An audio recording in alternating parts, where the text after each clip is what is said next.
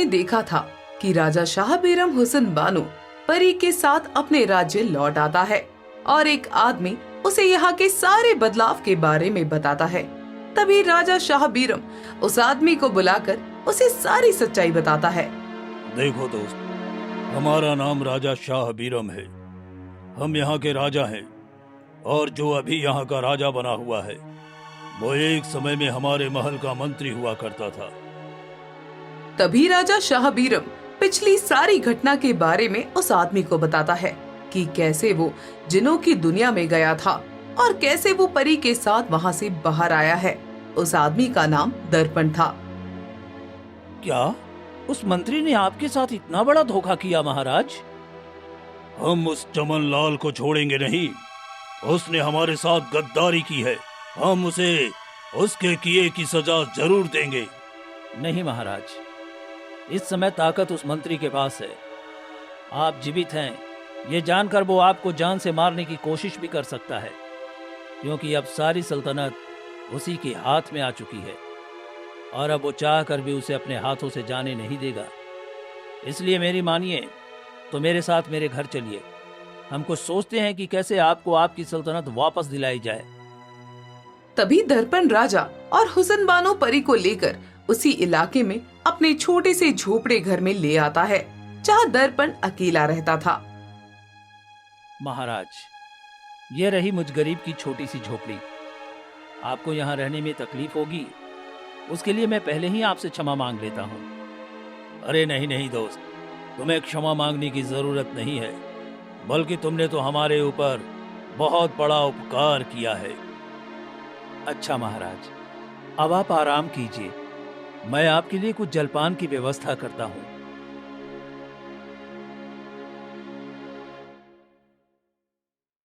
ऐसे तो हम जानते भी नहीं हैं, फिर भी ये आदमी हमारे लिए कितना कुछ कर रहा है। और एक वो था हमारा मंत्री जिसने हमारी गैर मौजूदगी में हमारे साथ इतना बड़ा विश्वासघात किया। महाराज, अब आप उस बात को इतना मत सोचिए। दोनों उसी घर में आराम करने लगते हैं। करीब 2 दिन यूं ही बीत जाते हैं। दर्पण राजा और उस परी की खूब सेवा करने लगा। यहाँ से राजा का महल काफी दूर था। एक दिन सवेरे, हुस्न बानो, हम जंगल की सैर करके आते हैं। काफी अरसा बीत गया है, हम अपने जंगल नहीं गए। देखते हैं वहाँ भी कुछ बदलाव हुआ है या नहीं। ठीक है महाराज, अपना ध्यान रखिएगा। राजा शाह बेरम दर्पण के घोड़े पर जंगल की ओर निकल जाते हैं। थोड़े समय बाद हुसैन बानो परी साधारण कपड़ों में उस घर के आंगन में आकर बैठ जाती है। तभी राजा चमन लाल अपने सैनिकों के साथ अपनी बग्गी में वहां आता है तो उसकी नजर सामने बैठी हुसैन बानो परी पर पड़ती है। कितनी सुंदर है ये लड़की। भोला, इस नगर में ये हुस्न की परी कहाँ से आ गई? जरा पता करके बताओ कि ये इस जंगल के इलाके में क्या कर रही है। सैनिक भोला हुसैन बानो परी के पास आता है। कौन हो तुम और यहाँ क्या कर रही हो? मेरा नाम हुसैन बानो है। मैं अपने पति के साथ यहाँ रहती हूँ। पति के साथ? कौन है तुम्हारा पति और कहाँ है? मेरे पति का नाम शाह बेरम है, जो पहले इस राज्य के राजा हुआ करते थे, पर उनके मंत्री ने धोखे से उनकी सारी संतलत छीन ली। ये सुनकर भोला दंग रह जाता है। राजा शाह बेरम?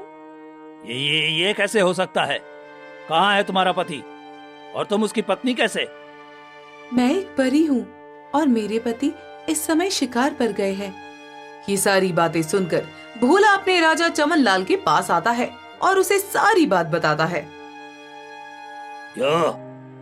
क्या राजा शाह बेरम जीवित हैं? जी महाराज, और वो जो सामने बैठी है वो एक परी है। वो राजा शाह बेरम की पत्नी है। महाराज, अब क्या करें? अगर शाह बेरम सबके सामने आ गया तो हम सब मारे जाएंगे। अरे डरो मत भोला, वो शाह बेरम अब हमारा कुछ नहीं कर पाएगा। तुम उस परी के पास जाओ और उससे कहो कि हमने उसे बुलाया है। हम उस परी को अपने महल में ले जाना चाहते हैं और उससे विवाह करना चाहते हैं। हमारा ये प्रस्ताव उस परी को दे आओ। राजा चमनलाल की बात सुनकर भोला हुसन बानो परी के पास आता है और उसे राजा की कही बात कहता है। अगर तुम हमारे साथ ना चली तो हम तुम्हें जबरदस्ती खींचते हुए राजा के महल में ले जाएंगे। इसलिए भलाई इसी में है कि तुम चुपचाप हमारे साथ चलो। क्या करूं? यहाँ तो राजा साहब भी नहीं है। अगर मैं इनके साथ नहीं गई तो ये सच में मेरे साथ बदतमीजी करेंगे और इस समय मैं अपने असली रूप में भी नहीं आ सकती हूँ। ठीक है, मैं तुम्हारे साथ चलने के लिए तैयार हूँ, पर उससे पहले तुम सामने रखे उस बक्से से मेरे कपड़े निकाल कर दे दो। मैं अच्छे कपड़े पहनकर तुम्हारे राजा के साथ चलना चाहती हूँ। तभी सैनिक भोला के घर में रखा बड़ा सा बक्सा तोड़कर उसके अंदर से हुसन बानो परी के असली कपड़े निकालकर उसे देता है। तुम बाहर खड़े रहकर मेरा इंतजार करो, मैं कपड़े बदल कर आती हूँ। भोला बाहर खड़ा हो जाता है और हुसन बानो घर के अंदर जाकर दरवाजा बंद कर देती है और अपने उड़ने वाले कपड़े पहनकर खिड़की से बाहर उड़ते हुए आसमान में राजा चमनलाल और सबके सामने आती है। अरे अरे, ये परी तो उड़ने लगी है। दुष्ट पापी गद्दार मंत्री, तू क्या समझता है कि मैं तेरे साथ इतनी आसानी से चलने के लिए राजी हो जाऊंगी? तू एक गद्दार है। तूने राजा शाह बीरम के साथ धोखा किया है और तुझे तेरे इस किए की सजा जरूर मिलेगी। वो अब मेरा कुछ नहीं बिगाड़ पाएगा, क्योंकि अब मैं यहाँ का राजा हूँ। यहाँ मेरी हुकूमत चलती है। ये हुकूमत तूने शाह बीरम की गैर मौजूदगी में हासिल की है। मैं अब अपने शहर सबज में जा रही हूँ। मुझे अपने परिवार से मिलना है। राजा शाह बीरम आते ही होंगे, वो तुम्हें जिंदा नहीं छोड़ेंगे। देखो परिवानों, हम तुम्हें जीवन भर खुश रखेंगे। तुम हमारे साथ आ जाओ। बिल्कुल नहीं। यहाँ खड़े सभी लोग ध्यान से मेरी बात सुनिए। राजा शाह बीरम आए तो उन तक मेरा ये पैगाम जरूर पहुँचा देना। अगर राजा साहब को मुझसे मिलने की चाहत रही तो उनसे कहना कि वो मुझसे शहर सबज में आकर मुझसे मिल ले। इतना कहकर हुसन बानो परी वहाँ से उड़ते हुए चली जाती है। दर्पण वही एक कोने में छुपकर ये बैठा सारा माजरा देख रहा था। इतनी अच्छी परी हाथों से निकल गई। उस शाह बीरम का जीवित रहना हमारे लिए खतरा बन सकता है। सैनिकों, चलो उस शाह बीरम को ढूंढते हैं और उसे मौत के मुंह में पहुंचा देते हैं, ताकि हमारे सिवा कोई इस राज्य पर राज न कर सके। तभी राजा चमनलाल अपने सैनिकों के साथ जंगल में शाह बीरम को तलाश करने चला जाता है। थोड़े समय बाद शाह बीरम दूसरे रास्ते से अपने इस घर के पास आता है तो वहाँ घर के आंगन पर कांपते हुए बैठा था। क्या बात है दर्पण, तुम इतना घबरा क्यों रहे हो? तभी दर्पण शाह बीरम को सारी घटना के बारे में बताता है। महाराज, चमनलाल आपको मारने के लिए जंगल की ओर गया है। आप यहाँ से भाग जाइए महाराज, आप यहाँ से भाग जाइए, वरना वो मंत्री आपको जिंदा नहीं छोड़ेगा। तुम वो सब छोड़ो, हमें बस इतना बताओ कि हमारी परी बानो कहाँ गई? महाराज, वो कह रही थी कि मैं सैर शबज के लिए जा रही हूँ। अगर राजा साहब को मुझसे मिलना है तो सैर शबज आकर मुझसे मिल लेना। सैर शबज? ये किस जगह का नाम है? मुझे भी नहीं पता महाराज, मैंने तो ये नाम पहली बार सुना है। ये कोई राज्य है, नगर है या क्या है, पता नहीं। दोनों वहाँ पर परेशान खड़े होते हैं। महाराज, हमें यहाँ से भाग जाना चाहिए। अगर मंत्री लाल चमन यहाँ आ गया तो वो हमें जान से मार देगा। एक काम करो, तुम यहाँ आग जलाओ। क्या? आग? हाँ, जल्दी आग जलाओ। महाराज, अगर हम आग जलाएंगे तो उसके धुएं से मंत्री को पता चल जाएगा कि हम दोनों यहाँ हैं। तुम ज्यादा सवाल मत करो, जितना कहा है उतना करो जल्दी। तभी दर्पण कुछ लकड़ियाँ इकट्ठा करके वहीं आग जला देता है। तभी राजा शाह बीरम अपनी जेब से एक पन्नी निकालता है जिसमें कई सारे बाल थे। महाराज, ये बाल किसके हैं? ये बाल उसी जादुई जिन के हैं जो मुझे अपनी दुनिया में ले गया था। उसी ने मुझे अपना ये जादुई बाल दिया है। और कहा था कि जब भी हम किसी मुसीबत में पड़े तो ये एक बाल आग में जला देना। वो जादुई जिन हमारी सहायता करने पहुंच जाएगा। तभी राजा शाहबीरम उस पन्नी से एक बाल निकालकर उस आग में डाल देता है। अब वो बाल जैसे ही आग में जलने लगता है, तभी वहाँ वही जादुई जिन अपने सैनिक जिनों के साथ आ जाता है। बोलिए मेरे प्यारे, मेरे दिल को खुशी पहुंचाने वाले, बताइए क्या परेशानी है आपको? जादुई जिन, हम बहुत ही बड़ी मुसीबत में हैं। हमारा जो मंत्री हुआ करता था उसने हमारी गैर मौजूदगी में हमारी सल्तनत हड़प ली है और हमारी 2 रानियों से विवाह करके हमारी एक रानी को काल कोठरी में कैद कर दिया है और अब वो हमें भी जान से मारना चाहता है। क्या मेरे अजीज, मेरे दोस्त को वो मंत्री मारना चाहता है? मैं उसे जिंदा नहीं छोड़ूंगा। उसका नामो निशान मैं इस धरती से मिटा दूंगा। तभी शाहबीरम जादुई जिन को सारी बात बताता है।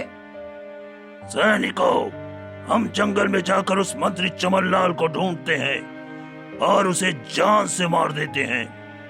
तभी जादुई जिन अपने सैनिकों के साथ जंगल में आता है और मंत्री चमनलाल को तलाश करने लगता है। अब काफी समय तक घूमने के बाद उन्हें मंत्री चमनलाल और उसके सैनिक मिल जाते हैं। अरे ये लोग कौन है और इतने लंबे लंबे कैसे हैं? सारे जिनों का कद बहुत लंबा था। तभी वो जिन चमनलाल और उसके सैनिकों को मारकर खा जाते हैं और वापस राजा शाहबीरम के पास आ जाते हैं। बहुत बहुत शुक्रिया जादुई जिन, तुमने हमारी सहायता की। हम तुम्हारा ये एहसान कभी नहीं भूलेंगे। राजा साहब, और कोई परेशानी हो तो बताइए हमें, क्योंकि इतने से खाने में हमारा पेट नहीं भरा है। हमें कुछ और लोगों को खाना है। अब तो कोई परेशानी नहीं है जादुई जिन, बस एक ही है। हमारी वो पत्नी हुस्न बानो परी अपने सैर शबज गई हैं। क्या तुम्हें पता है ये जगह कहाँ है? नहीं राजा साहब, ये नाम तो मैं पहली बार सुन रहा हूँ। हमें हर हाल में हमारी पत्नी हुस्न बानो चाहिए। तुम कैसे भी करके हमें अपनी पत्नी से मिलने का रास्ता बता दो। हम हुस्न बानो के बिना जिंदा नहीं रह सकते। राजा शाहबीरम जादुई जिन से जिद करने लगता है और जादुई जिन को इस जगह के बारे में पता ही नहीं था। देखो प्यारे, मैं तुम्हें नाराज नहीं करना चाहता।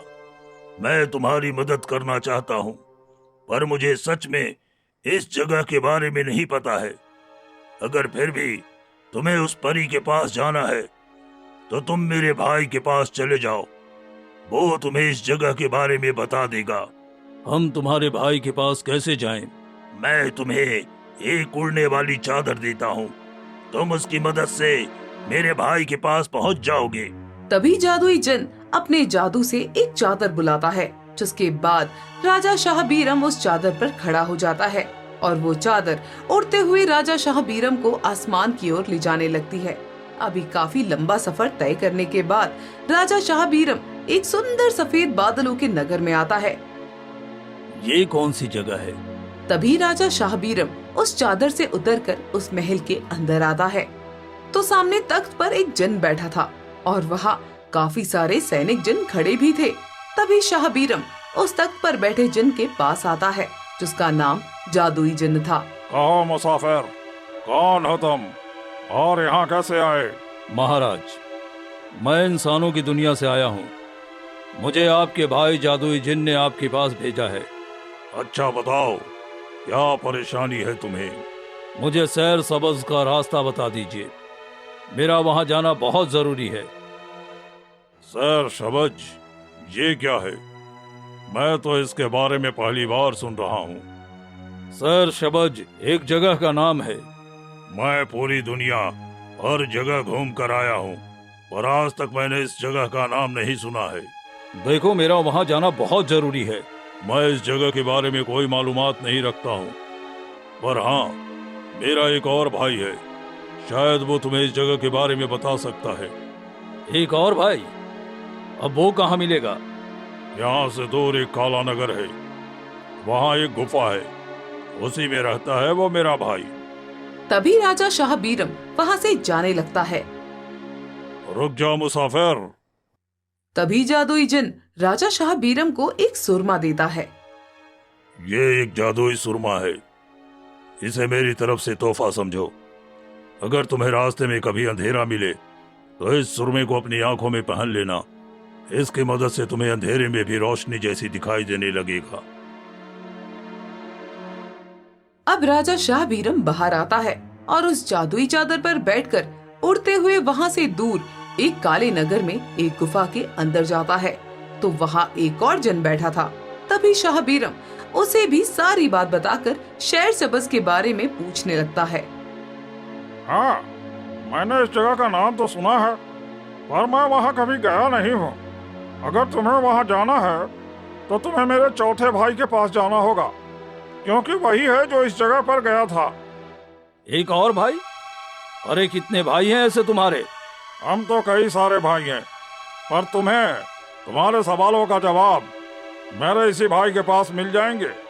तभी जादुई जिन अपने भाई का पता शाह बीरम को बताता है। मुसाफिर, मेरी ओर से तुम्हारे लिए एक तोहफा है। ये लो जादुई छड़ी। इस जादुई छड़ी को तुम हमेशा अपने पास रखना। इससे तुम बड़े से बड़े ताले को बड़ी आसानी से खोल सकते हो। ठीक है, बहुत बहुत शुक्रिया। तभी राजा शाह बीरम फिर से उस जादुई चादर पर बैठकर वहाँ से उड़कर आगे चला जाता है और काफी दूर वो एक जिन के पास आता है और उसे भी सारी बात बताता है। हाँ, मैं जानता हूँ शहर शबज कहाँ है। वो तो एक परियों का इलाका है। मैं वहाँ तक गया था, पर उस नगर के अंदर तक नहीं गया था। तुम मुझे वहाँ जाने का रास्ता बता दो, मेरा वहाँ जाना बहुत जरूरी है। और तुम वहाँ क्यों जाना चाहते हो? तुम तो एक इंसान हो, और इंसानों का उस परियों के इलाके में कोई काम नहीं होता। तभी राजा शाह बीरम उसे हुस्न बानो परी के बारे में सारी बात बताता है। ठीक है, मैं तुम्हें उस जगह पर पहुंचा देता हूँ, पर वहाँ के सैनिक है ना, वो बड़े ही खतरनाक हैं। वो किसी अन्य निवासियों को देखकर खा जाते हैं। इसलिए मैं तुम्हें एक जादुई टोपी देता हूँ। तुम जब उन परियों के नगर में पहुंच जाओगे तो उस टोपी को अपने सर पर पहन लेना। इससे ये होगा कि तुम सबको देख पाओगे, पर तुम्हें कोई नहीं देख पाएगा। तुम किसी को साफ नहीं दिखाई दोगे। तभी जादुई जिन शाह बीरम को एक जादुई टोपी देता है और जादुई चादर से कहता है। जादुई चादर, इस मुसाफिर को सैर सबज की दुनिया में ले जाओ। अब जादुई चादर शाह बीरम को लेकर वहाँ से उड़ जाती है और काफी दिनों का लंबा सफर तय करने के बाद शाह बीरम एक सुंदर सी नगर की गली में आता है। तभी जादुई चादर वहाँ रुक जाती है। मुसाफिर, यहाँ से आगे का रास्ता आपको अकेले ही तय करना है, मैं इसके आगे नहीं जा सकता। राजा शाह बीरम आगे बढ़ता है तो आगे काफी अंधेरा था। यहाँ तो कितना अंधेरा है, कुछ भी दिखाई नहीं दे रहा है। हाँ, वो जिन ने मुझे सुरमा दिया था, कहा था उसे आंखों में लगाने से तुम्हें अंधेरे में भी रोशनी दिखाई देगी। शाह बीरम अपनी आंखों में उस सूरमे को लगाता है तो उसे उस अंधेरे में सब कुछ उजाले की तरह दिखाई देता है। अरे वाह, ये सुरमा तो सच में कमाल की चीज है। अब शाह बीरम आगे बढ़ता है तो आगे एक सुंदर सा नगर था जहाँ काफी सुंदर परियां थी और काफी बड़े बड़े सैनिक भी थे जिनके दांत हाथी जितने लंबे थे। यहाँ तो कितने खतरनाक किस्म के सैनिक हैं। दूसरे जिन ने कहा था कि टोपी पहनते ही मैं किसी को दिखाई नहीं दूंगा। शाह बीरम वो टोपी पहन लेता है, जिसके बाद वो किसी को दिखाई नहीं दे रहा था। तभी वो आगे बढ़ता है तो उसे सामने एक ऊंचा बड़ा सा महल दिखाई देता है। लगता है हुस्न बानो यही है। शाह बीरम उस महल के अंदर जाता है तो अंदर एक बड़ा सा पिंजरा था और उस पिंजरे के अंदर हुस्न बानो परी कैद थी और उसके पास एक बूढ़ी परी हाथ में छड़ी लिए बैठी थी। हुस्न बानो, तुम्हें क्या जरूरत थी एक इंसान से प्यार करने की, उसके साथ शादी करने की? तुम्हें पता है ना, हम परियों का और इंसानों का कभी मेल नहीं हो सकता। मैं शाह बीरम से मोहब्बत करती हूँ और उसी की हूँ। अभी भी समय है हुस्न बानो, संभल जाओ, वरना हमें जीवन भर के लिए तुम्हें इस पिंजरे में कैद करके रखना होगा। इंसानों को जिंदगी बहुत कम मिलती है और हम परियों की हजारों साल, इसलिए तुम उस इंसान का ख्याल अपने दिमाग से निकाल दो। ये बातें सुनकर सामने खड़ा शाह बीरम दंग रह जाता है। शाह बीरम किसी को दिखाई नहीं दे रहा था। हमें हमें हुस्न बानो को इस पिंजरे से आजाद करवाना होगा, पर इस पिंजरे पर तो कितना बड़ा ताला लगा हुआ है। तभी शाह बीरम को उस जादुई जिन की दी वो जादुई छड़ी दिखाई देती है। हमारे पास तो जादुई छड़ी है जिससे हम किसी भी ताले को खोल सकते हैं। शाह बीरम उस छड़ी को पिंजरे के ताले पर लगाता है तो वो बड़ा सा ताला खुल जाता है। तभी हुस्न बानो की मां रानी परी कहती है, ये ताला कैसे खुल गया? तभी हुस्न बानो अपनी जादुई शक्ति से शाह बीरम को देख लेती है और वो दौड़ते हुए शाह बीरम के पास आकर खड़ी हो जाती है। राजा साहब, आप आ गए। मुझे पूरा यकीन था कि आप जरूर आएंगे। तुम किससे बात कर रही हो हुस्न बानो? दादी माँ, मैं अपने पति से बात कर रही हूँ। पति कहाँ है? हमें तो कोई दिखाई नहीं दे रहा। हुस्न बानो, हमें यहां से चलना होगा। अगर इन सैनिकों ने हमें देख लिया ना तो हमें ये जान से मार देंगे। कहाँ है हुस्न बानो? माँ, ये आप सबके सामने नहीं आ सकते। अगर ये असली रूप में आ गए और आपके सामने आ गए तो आप सब इन्हें जान से मार देंगे। आखिर हम देखे तो सही कि तुमने शादी किससे की है। कौन है वो इंसान और कैसा दिखता है? अगर आप इन्हें देखना चाहती है तो पहले आपको हमसे वादा करना होगा कि आप इन्हें कोई हानि नहीं पहुंचाएंगे। तभी हुस्न बानो के ला कहने पर रानी मां और सब इस बात के लिए मान जाते हैं। तभी राजा शाह बीरम अपने सर से वो टोपी निकाल लेता है, जिसके बाद वो सबको दिखाई देने लगता है। राजा शाह बीरम की सुंदरता से पूरा परी लोग झिलमिलाने लगता है। ये है शाह बीरम। जी मां, यही है मेरे शाह बीरम। ये इंसानों की दुनिया के राजा हैं। ऐसा सुंदर इंसान तो हमने आज तक नहीं देखा। कितनी खूबसूरत है इसकी जवानी। जो भी इसे एक बार देख ले, इसका आशिक ही बन जाए। सच में ये तो बहुत सुंदर है। हम आपकी बेटी से शादी कर चुके हैं और इन्हें लेने के लिए ही यहाँ आए हैं। हम आपसे वादा करते हैं कि हम हुस्न बानो को सारी उम्र खुश रखेंगे। इनकी आंखों में कभी आंसू नहीं आने देंगे। तभी हुस्न बानो शाह बीरम की अच्छाइयों के बारे में सबको बताती है, जिसके बाद रानी माँ और दादी परी हुस्न बानो को शाह बीरम के हाथों सौंप देती हैं। शाह बीरम, हम अपनी बच्ची को अब तुम्हारे हवाले कर रहे हैं। इसका हमेशा ख्याल रखना और अगर किसी भी चीज की जरूरत हो तो हमें एक बार पुकार लेना। हम फौरन तुम्हारे पास चले आएंगे। उसके बाद पूरा परी लोग हुस्न बानो और शाह बीरम को खुशी खुशी अपने परी लोग से विदा कर देता है, जिसके बाद दोनों शाह बीरम के नगर में आ जाते हैं और खुशी खुशी अपना आगे का जीवन बिताने लगते हैं।